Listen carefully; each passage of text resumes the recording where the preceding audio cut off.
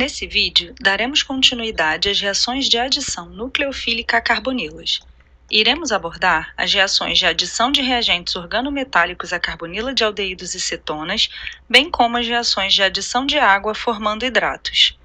Reagentes organometálicos são substâncias que apresentam em sua estrutura uma ligação carbono-metal. São eles organolítios e reagentes de Grignard. A ligação do carbono com um átomo eletropositivo é uma ligação polarizada, onde a nuvem eletrônica está deslocada na direção do átomo de carbono. Isso ocorre devido à diferença de eletronegatividade entre o carbono e o lítio, no caso dos organolítios, e o carbono e magnésio, no caso dos reagentes de Grignard. Quando comparamos a eletronegatividade dos átomos de lítio e magnésio, vemos que o lítio é mais eletropositivo e que, portanto, o carbono ligado a ele possui uma densidade eletrônica maior que o reagente de Grignard. Podemos concluir, portanto, que os organolítios são mais reativos que os reagentes de Grignard frente às reações de adição nucleofílica.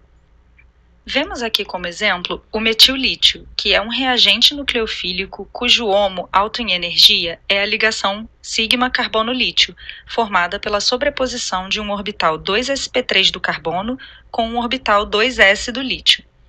Reagentes organometálicos são, portanto, nucleofílicos e atacam o grupo carbonila de aldeídos e cetonas, respeitando o ângulo de Burg-Dunitz, formando álcools contendo uma nova ligação carbono-carbono.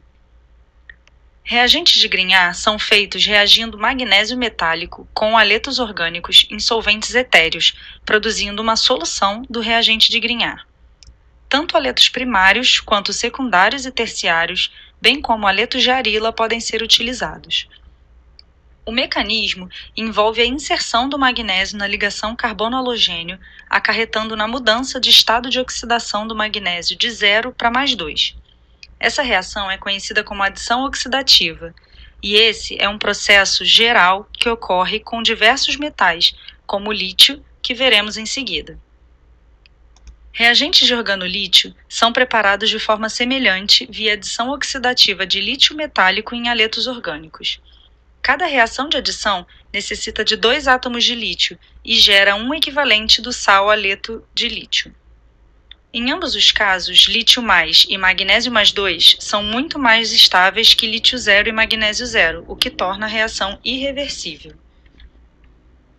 Reagentes organometálicos devem ser mantidos livres de umidade. Isso porque são bases fortes e reagem muito rapidamente e de forma altamente exotérmica com água, formando alcanos.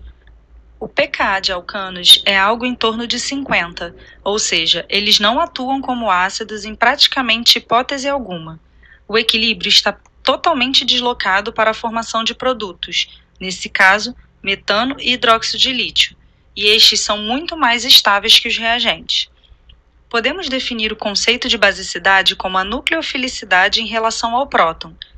Geralmente, a basicidade está diretamente relacionada com a nucleofilicidade em relação à carbonila. O mecanismo da reação de adição de organometálicos à carbonila é bem semelhante aos outros que já vimos anteriormente, mas vamos destacar aqui algumas particularidades. Observe o esquema reacional. Na primeira etapa, temos a formação do nucleófilo, o reagente de Grignard, como vimos anteriormente. Depois, ele é adicionado à carbonila do formaldeído, formando um intermediário tetraédrico, um alcóxido. Somente depois que a adição do nucleófilo se completa é que o tratamento ácido aquoso é realizado, formando um álcool primário. A adição de reagentes organometálicos à carbonila do formaldeído fornece, como vimos, um álcool primário com um átomo de carbono a mais que o material de partida. Já em adição a aldeídos, o álcool secundário é formado, enquanto na adição a cetonas obtemos o álcool terciário como produto. Nucleófilos não precisam ser altamente polarizados ou carregados negativamente para reagir com aldeídos e cetonas. Nucleófilos neutros, como a água, também se adicionam a aldeídos e cetonas formando hidratos. Essa reação, assim como a adição de cianeto, é um equilíbrio, e a posição desse equilíbrio depende da estrutura do composto carbonílico.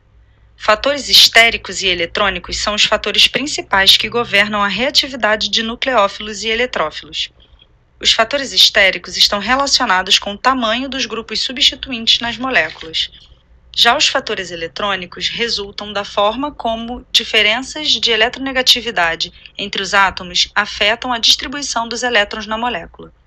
Esses fatores eletrônicos se subdividem em efeito indutivo, que é a consequência da polarização de ligações sigma, e ressonância, que afeta a distribuição dos elétrons das ligações π.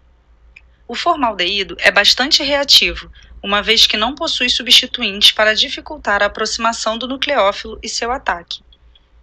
A mudança na hibridização do carbono do formaldeído de sp2 para sp3 provoca apenas um pequeno aumento no congestionamento estérico.